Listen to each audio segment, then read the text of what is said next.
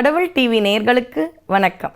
அடியேன் திருமயிலை கற்பகலட்சுமி சுரேஷ் ஒவ்வொரு நாளும் உங்களோடு 276 தேவார பாடல் பெற்ற தலங்களை பற்றி பேசிக்கொண்டு வருகின்றேன். இன்று நாம் தரிசிக்க இருப்பது அருள்மிகு மகா காளநாதர் அருள்பாலிக்கும் தலம். எப்படி செல்வது? குடந்தையிலிருந்து காரைக்கால் செல்லும் பாதையில் அமைந்துள்ள தலம். இறைவன் மகா காளநாதர். இந்த அற்புத தலத்தில் பல அருளிச் செயல்களை இறைவன் புரிந்துள்ளான். இந்த தலத்தை திருமாக்காளம் என்று நாம் அழைக்கின்றோம்.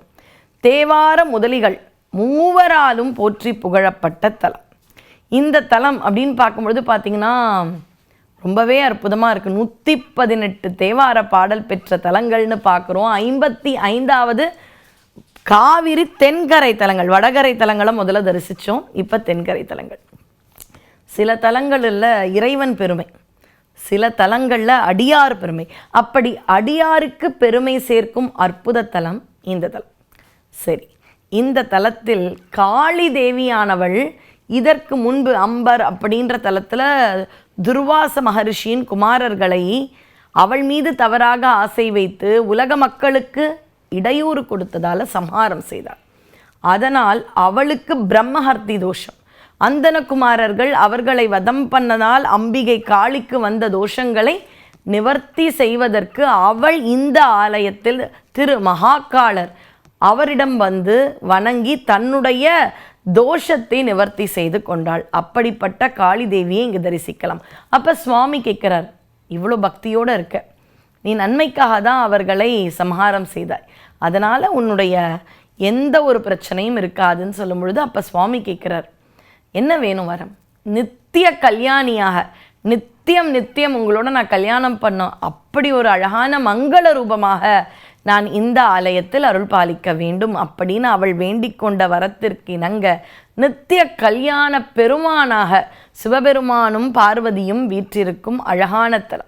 ராஜ மாதங்கி என்று மதங்க ரிஷிக்கு மகளாக பிறக்கும் அம்பிகை இங்கே இறைவனை அடைகின்றாள் என்ற ஒரு நம்பிக்கையும் புராணமும் உண்டு. அதனால் திருமணம் ஆகணும் அப்படின்னு வேண்டவங்க எல்லாருமே இங்கே ஒரு மாலையை அம்பிகைக்கு சாத்தி தன்னுடைய கழுத்தில் ஒரு மாலையை போட்டு ஆலயத்தை வலம் வருவார்கள். திருமண வரம் கை கூடின பிறகு மணமக்களாக வந்து அந்த வேண்டுதலை நிறைவேற்றுவார்கள். இப்படி நித்தியம் கல்யாணமாகும் ஒரு மங்களத்தலம் என்றால் இது. அடுத்தது அடியாருடைய பெருமை. ஏன்னா இந்த தலத்தில் விநாயக பெருமானும் நரமுகம், அதாவது மனித முகத்தோடு இருக்கின்றார். எப்படி அப்படின்னு பார்த்தீங்கன்னா, சோமாசி மாற நாயனார், அவர் பேரே சோம அப்படின்னு இருக்கு. அப்படின்னா சோமனுக்கு செய்யும் ஒரு சோம யாகம் என்று இருக்கிறது, இன்றும் உண்டு. இந்த வேத விற்பன்னர்கள் எல்லாம் ஒரு நிலை தகுதி அடைந்த பிறகுதான் அதை பண்ணணும். எடுத்த உடனே பண்ணக்கூடியதல்ல, அதை செய்தாலே ஒரு தகுதி, அதை செய்வதற்கும் ஒரு தகுதி. அப்படி ஒரு நிலை வந்தவுடனே அதில் அவிர்வாகங்கள் என்று தேவர்களுக்கும் தெய்வங்களுக்கும் அதில் இருப்பதை அவிர்வாகமாக கொடுப்பார்கள். இப்போ சோமாசி மாற நாயனாருக்கு அந்த சோம யாகம், சோமயாஜி யாகம் அப்படின்ற அந்த யாகத்தை பண்ணணும். இவர் இந்த இடத்தில் அந்த ஒரு பெரிய யாகம் செய்கிறார். அப்படி செய்த நாள் எதுனா வைகாசி மாதம் ஆயில்ய நட்சத்திரம். இன்றும் பார்த்தீர்கள் என்றால் அது மிக விமரிசையாக நடைபெறுகின்றது அந்த ஆலயத்தில். இவருக்கு ஒரு ஆசை, சிவபெருமான் மீது பற்று கொண்டு விடாமல் யாகங்களையும் வேதங்களையும் தலைமேல் சிரம்மேல் கொண்டு செய்பவர். அதனால் அந்த யாகம் நான் செய்யும் பொழுது சிவபெருமானுக்காக ஒரு அவிர்வாகம் கொடுப்பேன் இல்லையா, இந்திரனுக்கு ஒன்று கொடுப்போம், நவகிரகங்களுக்கு ஒன்று கொடுப்போம்.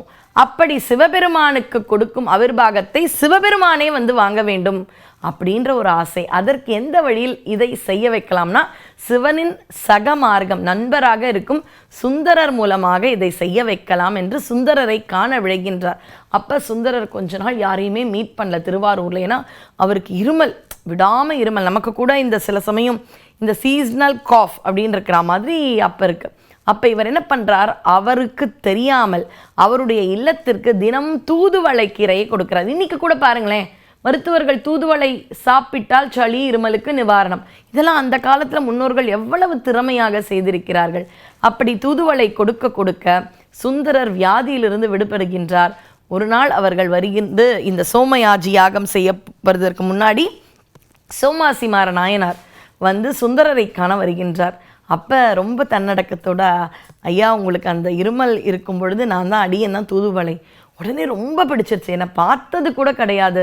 நான் பட்ட துன்பத்திற்கான காரணம் அறிந்து நீங்கள் தினம் தினம் செஞ்ச சேவைக்கு நான் என்ன வேணாலும் செய்தால் தகும்.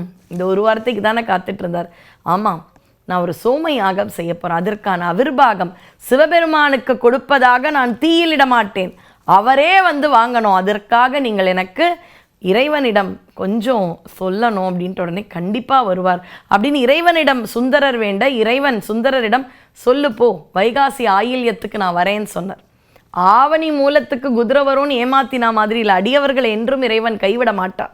அதுபோல பெரிய யாகம் நடக்கிறது. யாகம் முடிந்து அப்படியே அவிர்வாகம் கொடுக்கலான்னு இருக்கும் பொழுது இறைவன் வருவான் வருவான் வருவான்னு காத்துட்டு இருக்கார். ஆனால் அப்போ ஒரு பெரிய கபாலிகன் உருவத்தில் இறைவன் அழகாக வரல, நித்திய மணாளனா வரல, திருமேனி அழகரா வரல, ஒரு காபாலிகன் மாதிரி தன்னோடு 4 வேதங்களை 4 நாய்களாக கொண்டு அப்படியே தன்மேல் இறந்த கன்றுக்குட்டியை போட்டுக்கொண்டு ஒரு புலையன் கோலத்தில் பார்க்கவே அருவருக்கத்தக்க கோலத்தில் வரார். இதை கண்டவுடனே அங்கிருந்த அந்தணர்கள் எல்லாம் ஓடுகிறார்கள் பயந்து. அப்போ கூடவே மனித முகத்தோடு வருகின்ற பிள்ளையாரும் முருகனும் அங்கு வருகிறார்கள். அம்பிகையும் அவரோடு அதே வடிவத்தில் வருகின்றார். இந்த காட்சியை பார்த்து அனைவரும் செல்கிறார்கள். விநாயகருடைய அருளால் சோமாசி மாற நாயனாருக்கு வந்திருப்பது சிவன், கூட இருக்கிறது எல்லாமே சிவக்குடும்பம் என்ற உண்மை அறிந்து நேராக சென்று அவருடைய பாதங்களில் விழுந்து வணங்கி அவிர்வாகத்தை கொடுக்க அப்படி நிமிர்ந்து பார்க்கிறார். அப்படியே ஜடையோட கையில் சூலம் வைத்து கொண்டு புலித்தோல் ஆடையோடு அப்படியே சிவபெருமானவருக்கு காட்சி கொடுக்கின்றார் என்பது அந்த நாயன்மாரின் வரலாறு. அப்படி மனித முகத்தோடு விநாயகர் வந்ததால் இன்றும் அதே நரமுகத்தோடு அந்த திருக்கோயிலில் இருக்கின்றார். இறைவன் என்ன வேண்டுமானாலும் செய்யலாம், அதில் ஒரு வரம்பே கிடையாது. ஆனால் நிறைய தடவை இறைவன் அழகா செல்வந்தரா அப்படிலாம் வர்றதில்லை. நாம் ஏதாவது செய்கிறோமா மனித குலத்திற்கு என்பதை சோதிக்கும் விதமாக ரொம்ப பாவப்பட்டவர்களாக வருகின்றான். நம்ம தான் நிறைய தடவை அதை அடையாளம் காண முடியாமல் அருவருக்கத்தக்க செயலாக அதை கருதி ஒதுக்கி விடுகின்றோம். ஆனால் இறைவன் ஏழைகளிடத்தில் தான் இருக்கின்றான் என்ற ஒரு உண்மையை, அன்புதான் அனைவருக்கும் ஒரே விதம் இறைவனை அடைவது அப்படின்ற உணர்த்திய திருவிளையாடல் புரிந்த இடம் இந்த அற்புதமான திருக்கோயில். வாருங்கள், அன்பே சிவம் என்பதை நாம் உணர்ந்து கொள்ளலாம். நன்றி, வணக்கம்.